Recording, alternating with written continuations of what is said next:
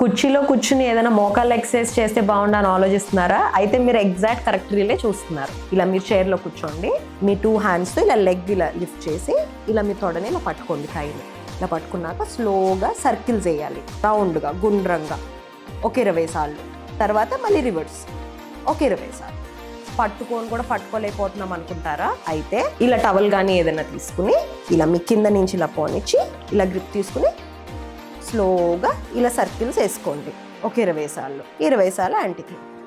ఇలా చేయడం వల్ల మంచిగా మోకాలు నొప్పులు తగ్గుతాయి. ఏమైనా అన్ఈజీనెస్ ఉన్నా, కూర్చున్నప్పుడు నుంచున్నప్పుడు మోకాలు నొప్పులు ఉన్నా తగ్గుతాయి. సేమ్ ఇలాగే లెఫ్ట్ సైడ్ చేద్దాం. లెఫ్ట్ లెగ్ అప్ చేయండి గుండ్రంగా. ఇక్కడ మనం ఇది వాడి ఇలా తిప్పుతున్నాం, సో మనం దానికి స్ట్రెంగ్త్ అండ్ ఫ్లెక్సిబిలిటీని ఇస్తున్నాం. ఇలా 20 సార్లు. సో ఎవరైతే మేము కుర్చీలో కూర్చుని ఏదైనా మోకాళ్ళు ఎక్సర్సైజ్ చేస్తే బాగుంటుంది అనుకుంటారో మీ అందరి కోసం ఇది. ఇంకెందుకు ఆలస్యం, ట్రై చేసి చూడండి.